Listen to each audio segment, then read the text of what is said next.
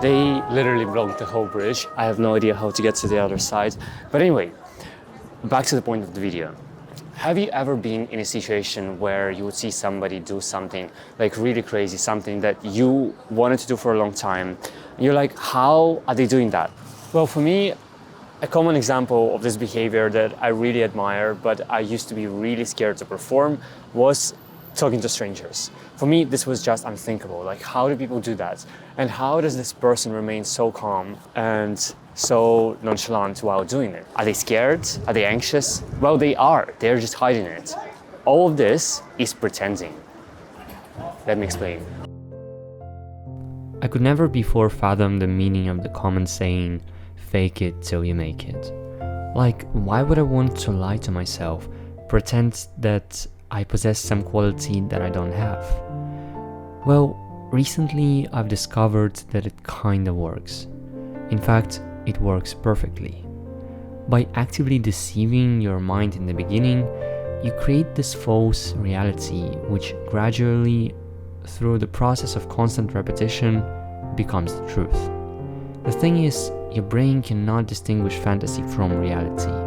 Whenever we recall some traumatic or happy experiences, our body and mind undergo the same emotions and sensations that we initially experienced when the event occurred. It is raining with mud. How lovely, how amazing. I'm all dirty. Your memories are exactly not the reality. But the thing is, our brain cannot distinguish the difference between what you think in your mind and what is really happening.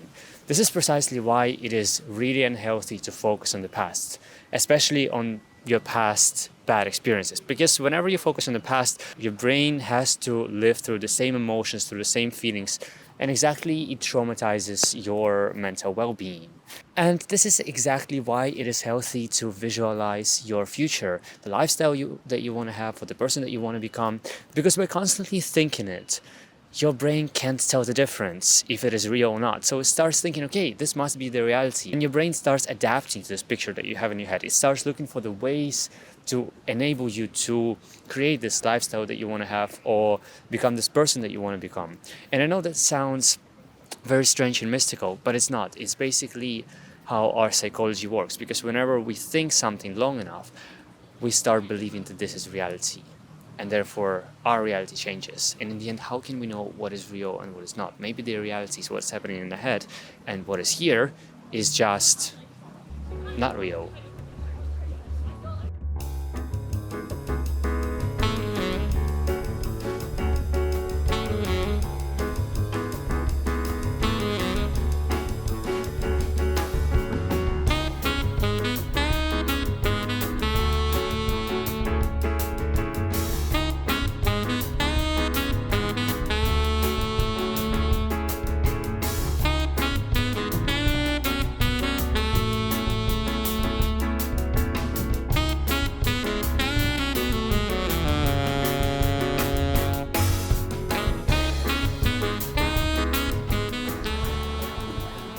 I was recently in a very, very interesting situation. The thing is, I hadn't been clubbing for 3 weeks, and that made me really eager to go to the club, not to get drunk, but just to dance, because I love dancing. And if I don't dance for like a week, I will feel sad and depressed and really bad. So I texted a few of my friends, and I really have like a few friends.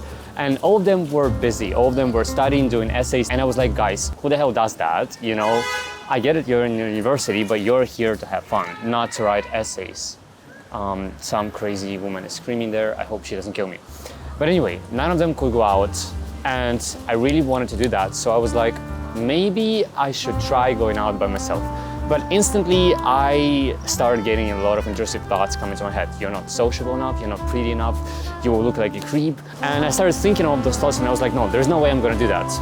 But then something struck me, and I was like, I kind of need a challenge in my life. I will do that, no matter how, but I will find the confidence to go clubbing by myself. First of all, I started listening to music that makes me confident, but exactly that wasn't enough. That kind of put me in a mood for dancing, so by the time I got to the club, I was in a festive mood.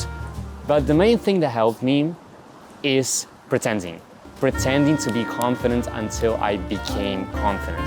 And at first, that was so cringe. Like, I visualized this perfect version of myself, this very confident, very sociable guy who doesn't care about what others think.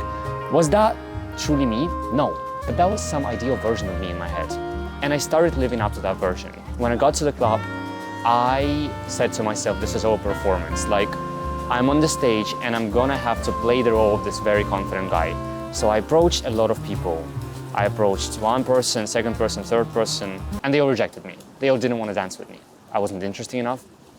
I was not pretty enough. But through the constant repetition and failure, I stopped caring. I literally stopped caring. And the rejections only made me more confident.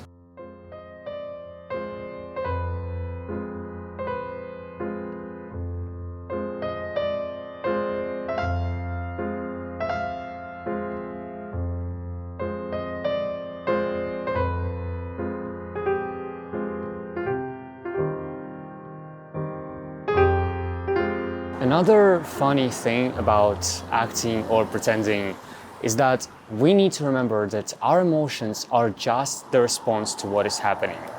And your response to what is happening depends on your perception of a situation.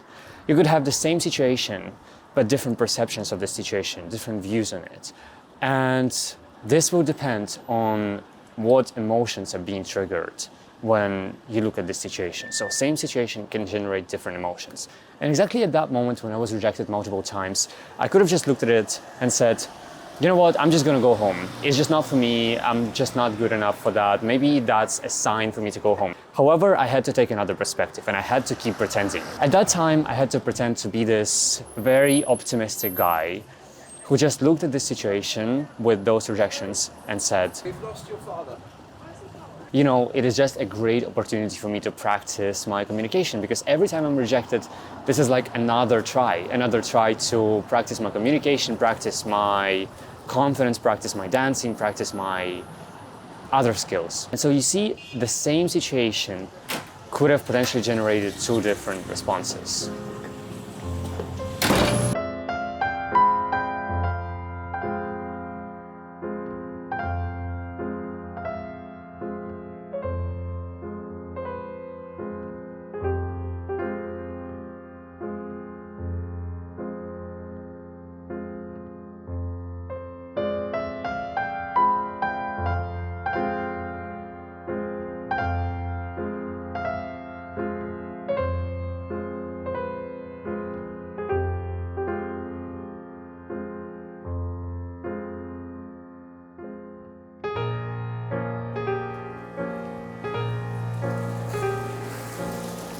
Oh my God. My worst fear has just become true. I was sitting on the steps of someone's house. I was sitting like right on the porch, and I was like, there is no way that person is gonna come out and notice me. But then there was this guy and he comes out, he opens the door, he fucking scowls at me like, what the actual fuck are you doing here? Like, why are you filming all my steps? He didn't say that, but I suppose that was exactly what he thought in his head. Like, oh my God, stupid freaking influencer. It was just too much. It was just too much.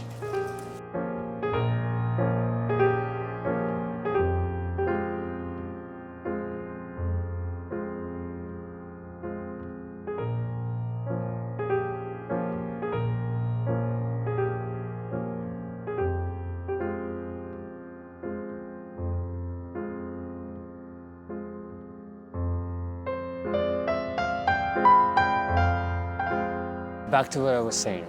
If I did not have that situation where I was rejected multiple times, I wouldn't have had a chance to become better, like talking or whatever, you know? So it is all about your perspective. And did I have to be a bit delusional? Yeah. Did I have to deceive myself? Yeah. But I gained so much from that experience. And by the end of it, you know what?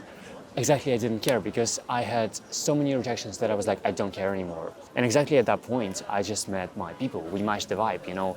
I didn't care, they didn't care, we just danced, you know, and it was great. And exactly by the end, because I repeated this phrase to myself so many times in my head that I'm confident, that I'm sociable. And because I said to myself so many times that this is just all a performance, my brain just started thinking that this must be a reality, you know, because it couldn't distinguish what is real and what is not real. And it was kind of a scenario where I indoctrinated this idea into my head that you are confident, that you are sociable, at least for the night. And I became this person. Then I started thinking, why can't I do it every day of my life? Why can't I repeat it every day of my life? Have this ideal version of myself in my head who is like very confident, very sociable. And every day I would just repeat it to myself until I become this person forever. Because this is how it goes. This is how you gain the confidence, by pretending until it becomes the reality. It's as simple as that.